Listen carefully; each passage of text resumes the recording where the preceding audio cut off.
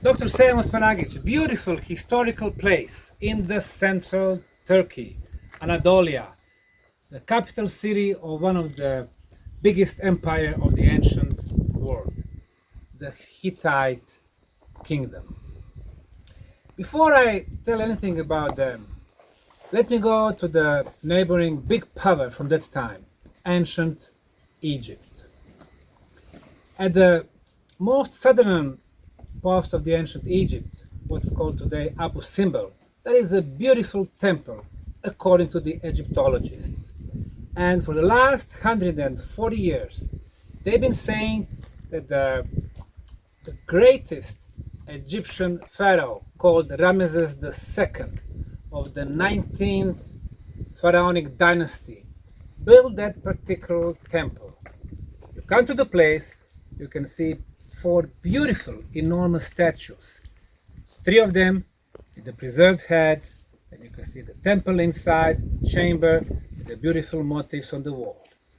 Now, on the wall what we have is the story that Ramesses II, 1275 years before Christ, which is about 3,300 years before present, defeated mighty Hittite army. And not only that, but he humiliated them because he, like he said, single-handedly defeated the huge army of the Hittite. And we can see this motif on almost every Egyptian temple. Also, on the biggest statues, like those three, we can see the cartouche on the arm of those figures. Cartouche, of course, with the name of the Ramesses II. So, today, with all the papyri that remained after his times, the Egyptologists concluded that he was actually the greatest king in Egyptian history, 3,300 years back. They called him also Ramesses the Great or Ramesses the Conqueror. Now, Ramesses II was the son of the pharaoh Seti I. Seti I was really the conqueror, and he established a mighty Egyptian state during the New Kingdom. His son was Ramesses II. As a young prince, after 4 years of his rule, he was engaged in a fight with the Hittites. So now we are coming to the powerful empire, which was located here in the central Turkey. If you go back 3,300 years ago, at that time we had some major powers. We had Persians, we had Babylonians, Assyrians were starting to be established as a major power. We had some communities in what's today Israel, Syria, Philistia or Palestine, and then of course Egypt. At that time, actually, the Hittite kingdom was even bigger than ancient Egyptians. And there was a tension between those two powers. And the tension was exactly at the border, which is today's Syria and the Lebanon. Now, near the city of Kadesh, according to the historical references, there was a huge fight between two empires. The Egyptian king, the son of the god Ra, gathered the army of 20,000 soldiers. That was all his army. However, the Hittite king, and his name was King Muhatali II, gathered the army of 40,000 soldiers. And they were coming close to each other. The Egyptian king, the young Ramesses II, he rushed with his first division. 3 divisions were left behind. He wanted to defeat the Hittites as soon as possible. He captured 2 Bedouins. He talked to them, and he was told that the Hittite army with their king and with a small band, their king was in front. So Ramesses II decided to hurry up and captured the Hittite king. However, those 2 Bedouins were actually 2 Hittite spies. So based on that disinformation, Ramesses II was actually captured by the Hittite army. And then he was forced to sign the treaty in which he's giving the city of Kadesh and the whole province to the Hittite kingdom. He went back to his generals ashamed. He was so upset. He attacked them, saying that they left him, they abandoned him. And then when he came back to Egypt, he ordered his people to show in every Egyptian temple the scenes of his victory over the Hittite. So this is how the fake history started, back with the ancient Egyptians. So today, 3,300 years later, once we see those scenes, how he single-handedly is victorious over the Hittites, we really think that this is what was happening then. Wrong. As a matter of fact, from 1906, the letters of the communication between two kingdoms were discovered, and today they are held in the British Museum. And then we can see clearly that the Hittite king asked his Egyptian counterpart why he was lying that he was victorious over Hittites. But everybody knows that he actually lost the war. And of course, from the other references, we know that Kadesh really remained in the Hittites' hands. Well, the Egyptian king was unsure what to answer. He was talking something about internal problems and the gods and the priesthood, so he did not give clear answer. And today, after so much time, we believe about those untrue information. 2 years later, the Hittite king passed away. Another king came. Now this one was very interesting because 17 years after King Ramesses II lost the battle over Kadesh, there was the first peace treaty that is documented in our history. Even though there were some others during Babylonian times, this one is taken as the first one, and the replica of this peace treaty is today at the building of the United Nations in New York. Now, this was very important because two kings, one was King Ramesses II of Egypt, and the other one was King of Hatusha III of the Hittite land, signed a treaty where they were saying the both kings, the great son of Ra, the king of land of sun god, and the other one, the king of land of the Hittite, they agreed that they will never attack each other the whole history, and they agreed about the cooperation. And indeed, the Egyptians started sharing their advanced knowledge about the agriculture with their counterpart from Anatolia.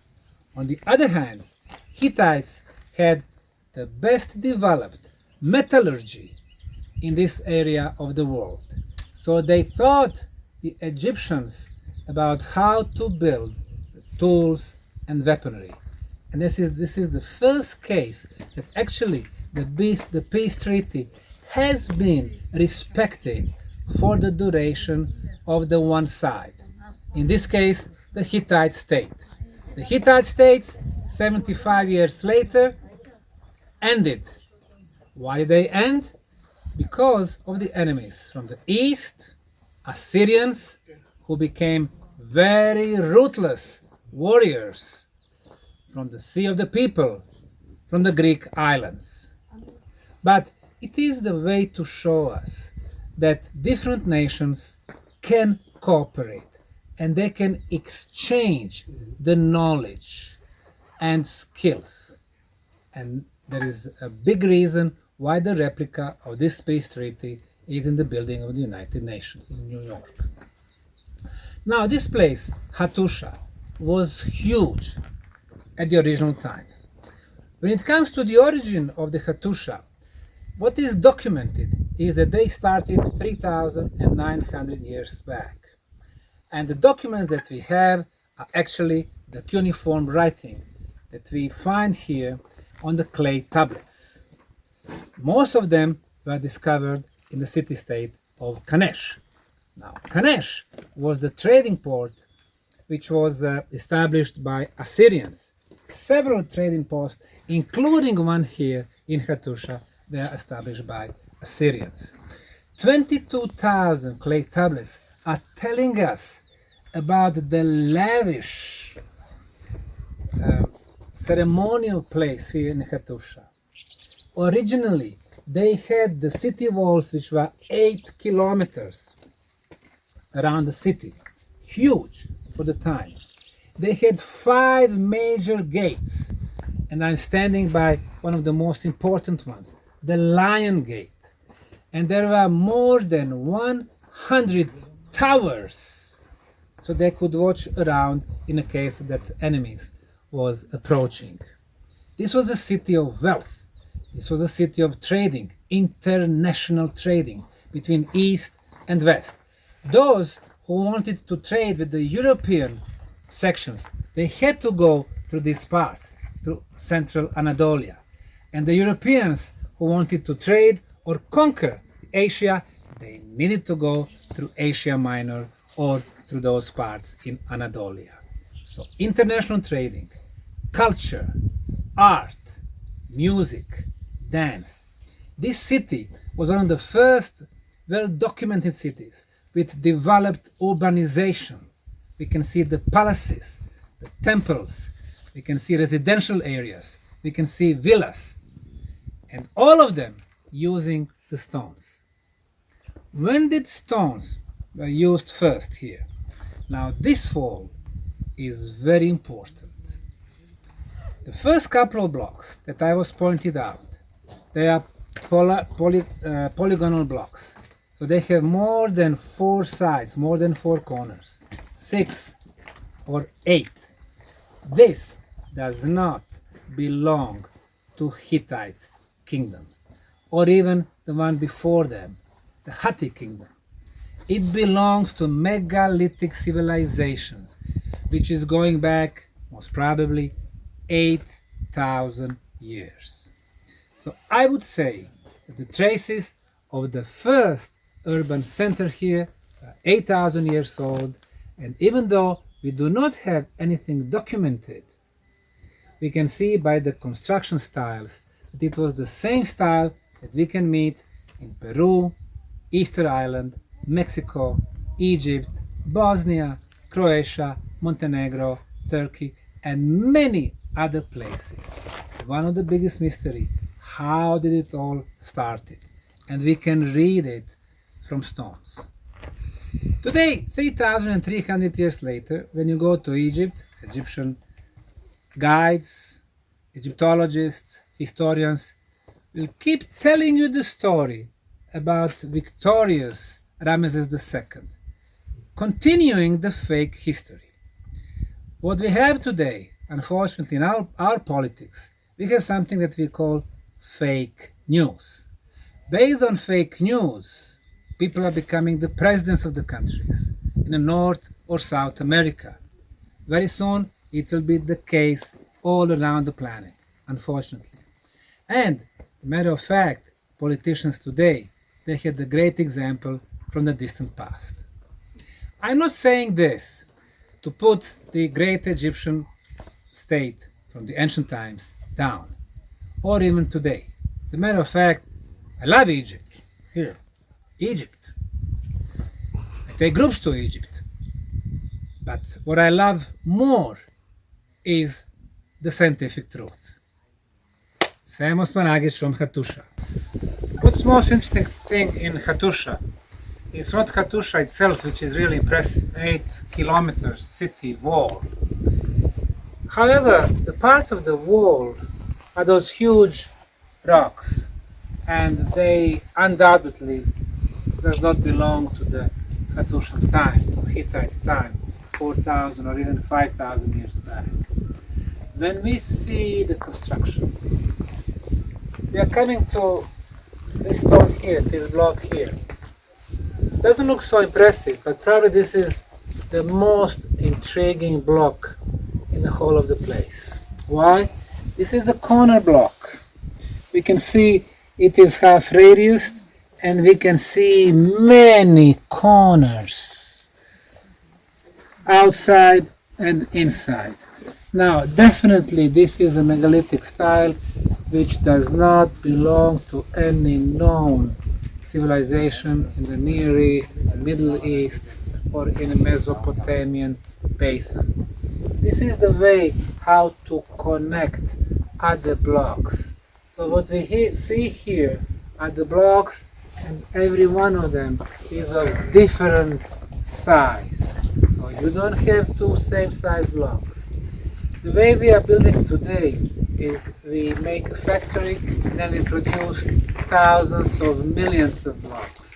The way they are doing it then during the last megalithic period, they are making all the blocks of different sizes, and then they are making them 4, 5, 6, 8 or 16 corners or 16 sides like we have here. Of course, there are many smaller blocks, and for us it doesn't make sense to have them here like that. Why doesn't it make sense? Because once we make our blocks, put them together, it is the simplest, the easiest way to construct. However, the ancients were much smarter. They had an earthquake-proof construction, because this little rock here acted as a way to relax the whole structure.